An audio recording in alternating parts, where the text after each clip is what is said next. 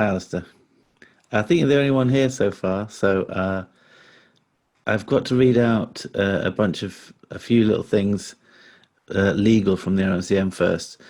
Um, so yeah, all participatory sessions relating to the on open day will be recorded for upload to the web, archive purposes, and to ensure best practice for future recruitment events run by the college. By joining this session, you give consent for the RNCM to record and store your participation.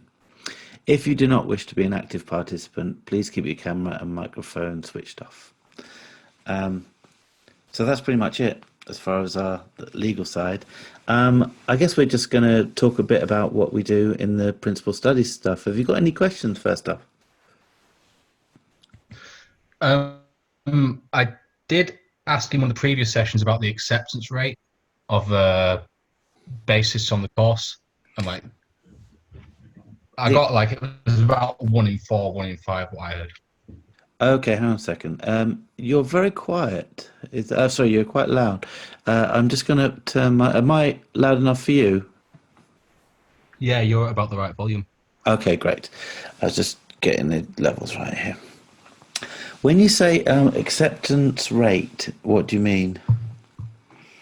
How many people apply and how many get I accepted? was,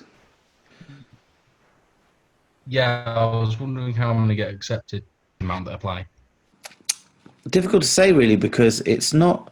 Some years we have quite a lot of applicants, and it's really just to do with how many. It varies every year, so it depends how many apply, and I don't know the stats of that, to be honest. I do know the sort of standard doesn't really change that much in terms of what we actually accept. I think generally speaking, because it's a small course, the choice, we have a fairly good choice on who we accept. That said, bass isn't the most oversubscribed instrument. Something like guitar or vocals are a little bit more oversubscribed, if you know what I mean. Um, Bass generally is pretty relaxed. It's not too bad. I mean, it obviously we have a pretty high standard of who we let in, and we're lucky in that we usually find that. But so it's not about the percentage; it's about who you're up against, I guess. Does that make sense? That, yeah, that makes sense. Thank you. Have you any other questions? I should have prepared more for this because I thought there would be more people here.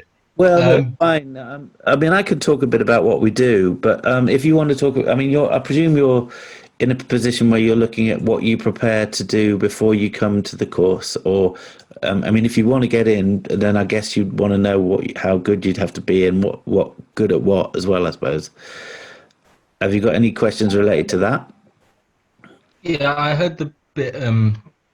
The fellow who introduced the pop music stuff, the leader of the course, he mentioned that everyone sort of has to be playing around grade 8 standard, that you don't necessarily have to have the grade 8, but we have to be around that standard kind of thing. Yeah, it's tricky grade 8 because traditionally that's been a sort of classically led way of gauging things. We can what we find with the I don't know the entrance for guitar and vocals and whatnot.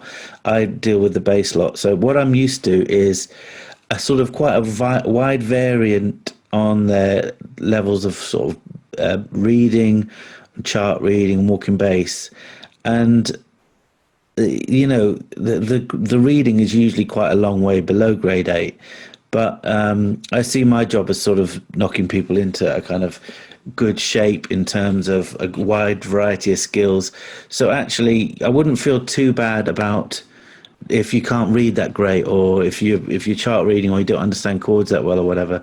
I'm not saying you are any of those things, but grade 8 can be a bit misleading, and that you can think of it as being very technically sort of technical. Do you know what I mean?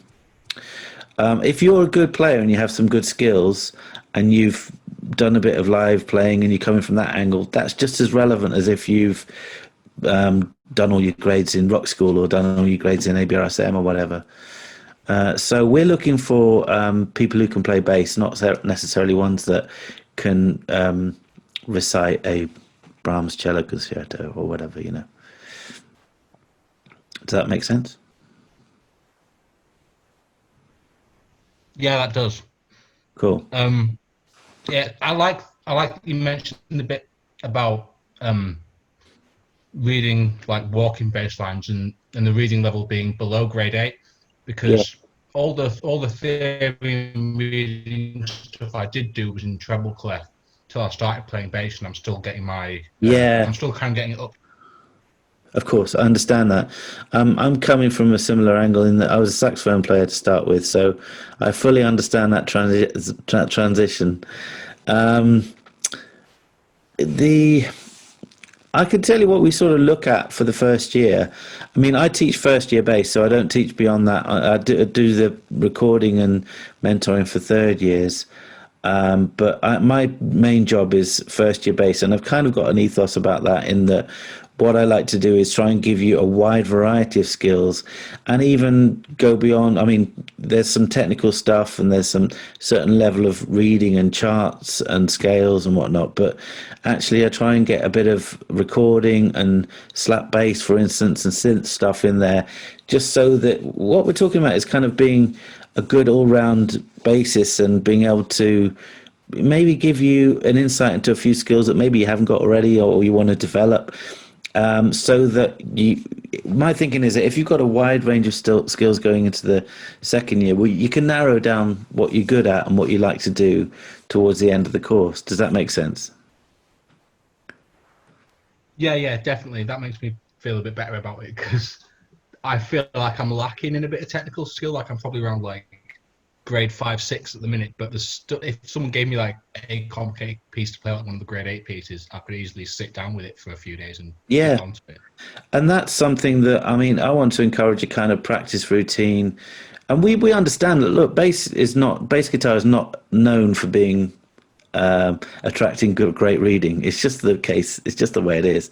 And but what a lot of what I focus on, I don't know if you've had a look at the practice packs or anything, but what I try and focus on initially is going back, getting a really solid technique together that is to do with ergonomics. So you've got to be playing so we're not putting any RSI on our hands or we're not putting any strain on our tendons or whatever. So that's important to me.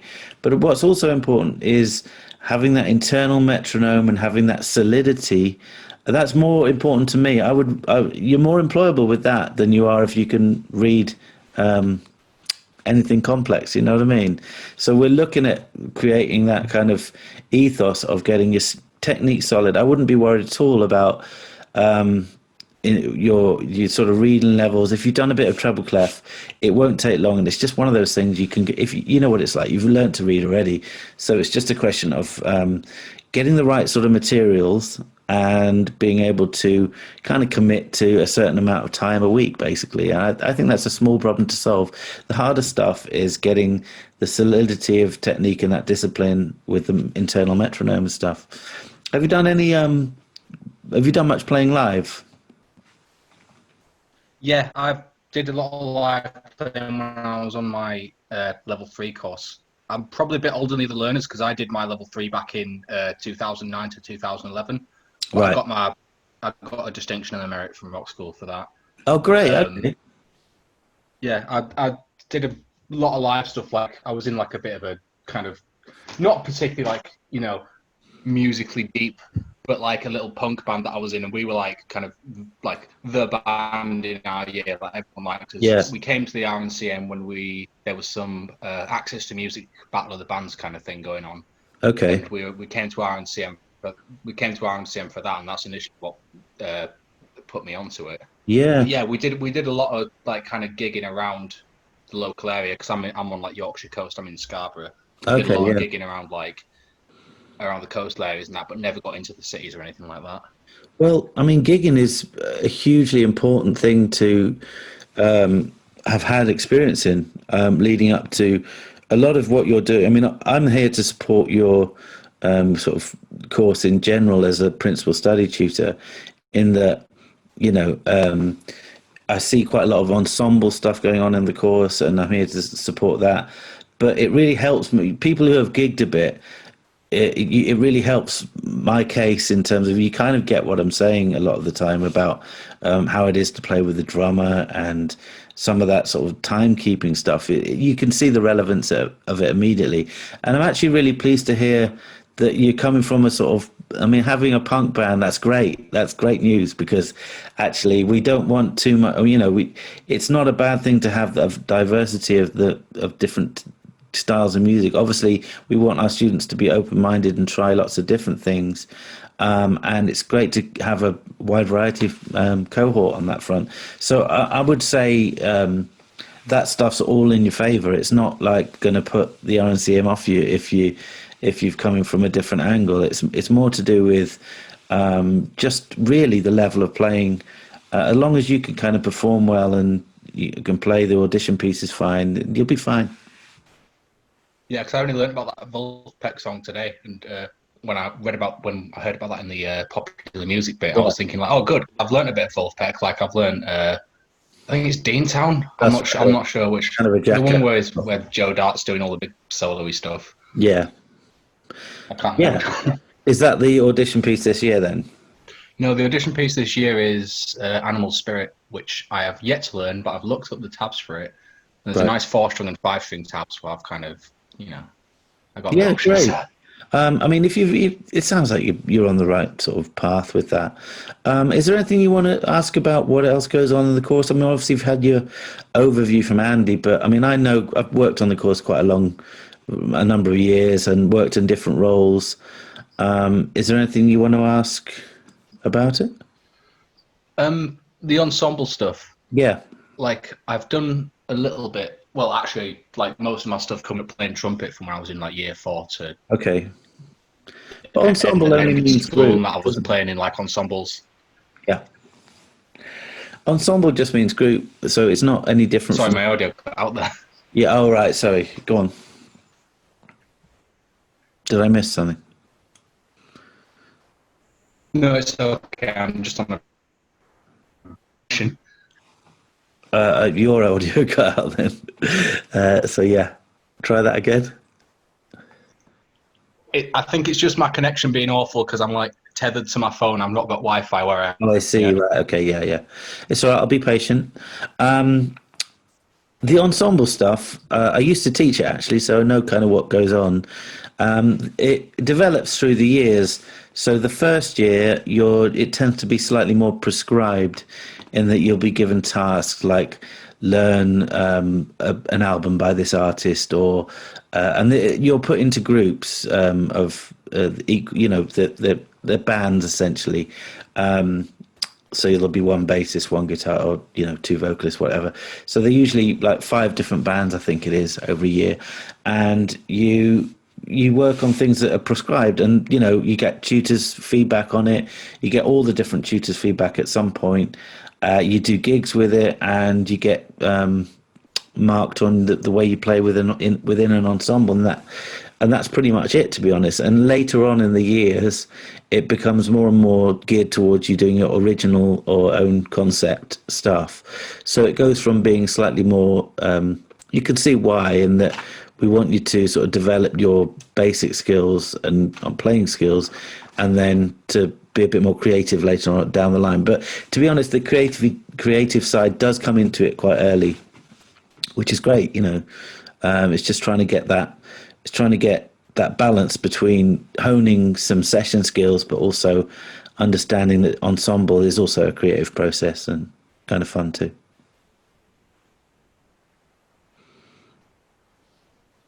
Yeah, I think that's where like I'd be looking forward to playing in some of the ensembles given the chance, like because I obviously came up playing trumpet. I played in a lot of like big band and sort of jazzy stuff, and I was always watching the basses, thinking like, oh, that's really cool. Yeah, I hear where you're coming from as a sax player.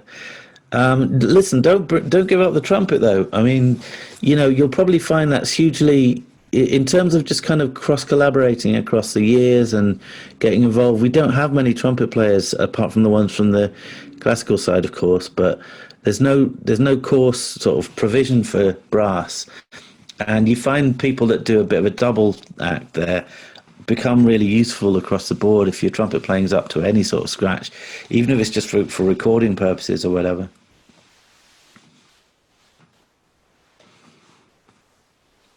Yeah, I think I'm definitely better on bass at this point because a lot Yeah. of the music theory stuff didn't really make sense to me until I started playing the more visual instruments. Yeah, I always part of what my kind of what I say to students is that actually we're learning a harmony instrument as well. Ideally, I think learning a harmony instrument, you don't have to be good at it. Just understanding understanding chords on a deep level just enhances your bass playing, I think. So either keyboard or guitar, it doesn't have to be to a huge standard, but I think if you can focus on the sort of chordal and harmonic side of it, it just makes your bass playing go up a level. From that point of view, it's great to play a melody instrument as well. Don't get me wrong, I love the fact you play trumpet, but I think adding a guitar or keyboard into that would really help your progress. Like you say, a visual instrument like bass, but keyboards are the ultimate visual instrument in that it's kind of derived from that Western harmony. So I think it's a really good addition to your bass playing is to play a harmony instrument. Yeah, like I've got I started well when I started playing bass, I got into all like chord tones and that sort of stuff Okay, pretty okay. quickly. Like Yeah. learn to like read kind of improvised walking bass stuff off of just chord sheets and stuff like that.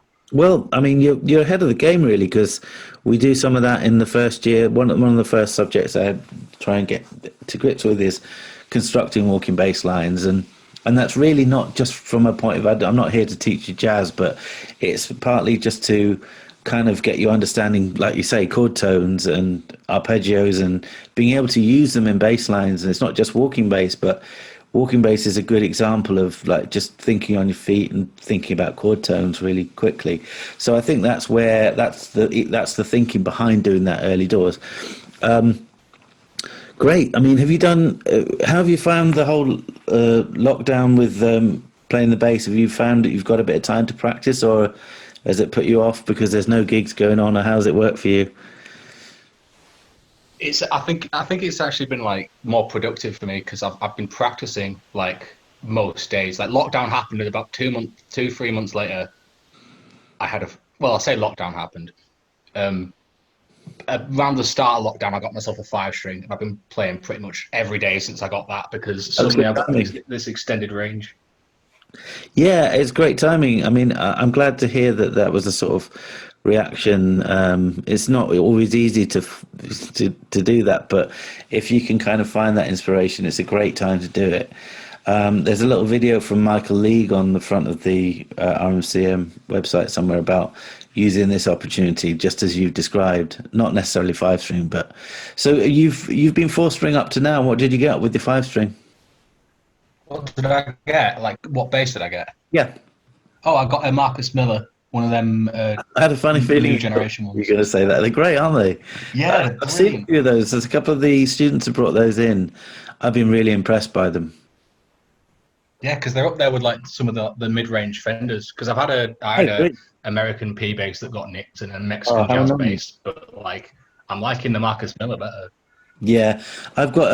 I don't really play five string much. I do play it a bit, but I just got a Squire one, which is all right actually. But those those are definitely upper level. Those Marcus Miller ones, and they're great. But yeah, I tend to sort of teach on four string, but that doesn't mean in any way that five strings off the cards. It's just that it's kind of like four string is your sort of staple session thing, and then you can add to that after the event. Yeah, But I'm not prejudiced against five strings. Don't worry, I think they're great, and they're more useful in some ways. But yeah, so you've made making that transition. yeah. It's been nice being able to because I really hate like down tuning. A lot of the stuff that I did when I was in the punk band in college, the lads were playing in like drop C sharp and stuff like that, and I was that's fine because I Finding can the right strings for that as well. yeah, like I wouldn't tune my bass down. I refused to for the longest time. Then I started doing it, and it sounded bad because it was set up free, and I was playing Flappy. in drop tuning. Yeah, and now I've got this thing, and there's so much like there's a lot of like the stuff I've like. the kind of specific genre of punky stuff I like. There's a lot of like drop C sharp, drop C kind of extended range stuff, and I've never been able to like just jam along to it because when the bass goes down and you've got to go up instead, it's not great. Yeah, and yeah. now I've got this opportunity to play along with this stuff as it's played, and it feels powerful. Yeah, I mean they're great. It's a great instrument, and I think that, like you say, it's not you're talking about it from the point of view of the heavier stuff. Obviously, it opens up a load of sort of Latin and gospel stuff as well because of the Yeah, keys. So it's great from that point of view as well. It's just judicious use of the bottom B, I suppose. A lot of the time, that's the thing to kind of bear in mind. But it is, but yeah, it's a great instrument. Have you found that you've ditched your four strings in favour of it, or is it just because it's new? right. I haven't touched my four string since I've got it, Well, you and know, I don't know maybe. when I'm gonna because I feel like I'm gonna go back to it. I'm gonna be like, yeah, Yeah, yeah. I mean, then it's quite a change in neck size, isn't it? So actually doing that transition, I've seen it's kind of different mentalities with bass in that five strings sort of do everything, but four strings are sort of what people quite often expect you to have in a sort of session world. Sometimes like, can you do one on the P bass, or I've got a P in the jazz bass for that reason, really.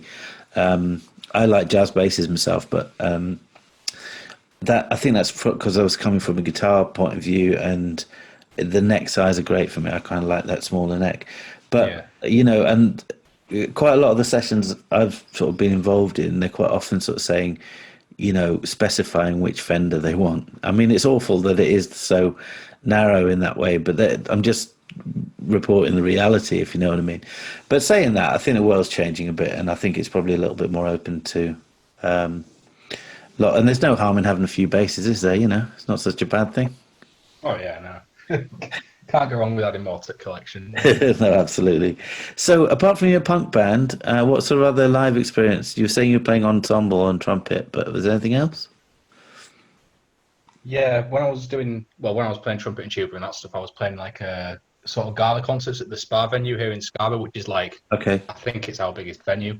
And right. we do like yearly gala, well, not even yearly, like 3 or 4 times a year, there'd be like big band shows or jazz shows on there where they'd get all the kids from our sort of local music centre to go and play there. That Okay, was like a big sort of introduction to ensemble music for me because that was before I was doing any like bass or like small band stuff. yeah. Well, that sounds interesting. Sounds fun. Was that involved in? So just to be clear, that was on trumpet or? Yeah, trumpet and tuba. Like Right. as soon as Okay. my trumpet teacher realised that I was getting into bass instrument, he was like, "Here, play this." Yeah. So it came from that. That's interesting. Tuba's such a great sound, isn't it? It's a great instrument. Um, I remember doing some work with it, Halle and the tuba player. I was listening out for that a lot of the time because it's just such an amazing kind of sound. It's kind of almost jealous of the timbre that they can come out with. So yeah, it's a great intro into the sort of bass side, isn't it? Um, and I love the simplicity of a lot of those. The kind of role of tuba is really important, and it kind of gives you a good understanding of bass. Sometimes you get this thing where guitarists go to bass and they kind of overcomplicate what they need to do. But having come from tuba to bass guitar, and imagine you'd have that mentality sort of in place of that simplicity and how it functions and the importance of it.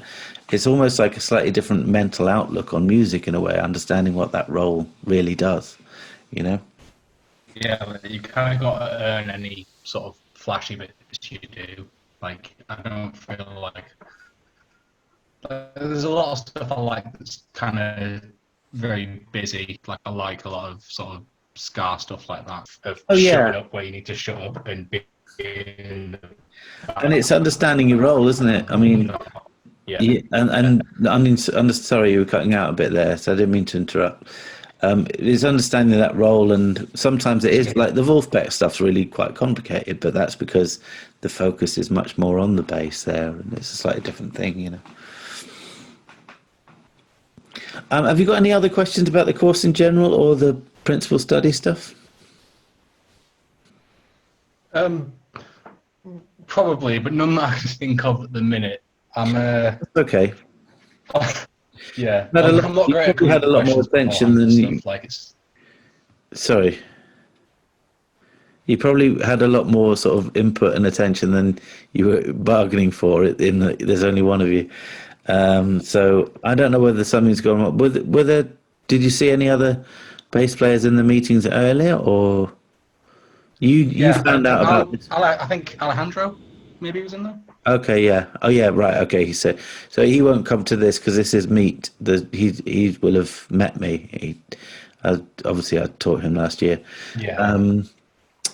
But yeah, so I guess if you feel like I've answered all the questions you had in your mind, and I've explained what we do, I suppose that's pretty much it, really. To just recap over what I tend to do in the first year, we look at sort of 5 areas of skills, really. Like I look at sort of tempo stuff, like metronome skills, reading, both notation and chart reading, walking bass, and some other session skills. Just general sort of recording stuff, and those kind of areas. So I think it's that wide, so that wider outlook in that first year, and some of it, quite a lot of it, is geared towards you've got an exam.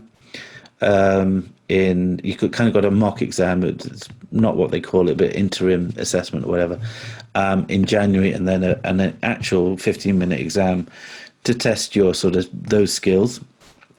But because obviously, well, we don't want to be too narrow on that. We'd focus on the exam to an extent, but if you're kind of covered with that and you're up to scratch at early doors, what I try and do is do some other stuff that is student led to an extent, in that I'll kind of touch on things like slap bass or synth bass, or areas that you might be interested in that I can try and help you with. So it's a combination of doing kind of fairly rigorous assessment and adjustments for you to read and get your technique up to scratch, and also some of the things that will be a bit more interesting to you if you've kind of covered that area already. That's pretty much where I'm at.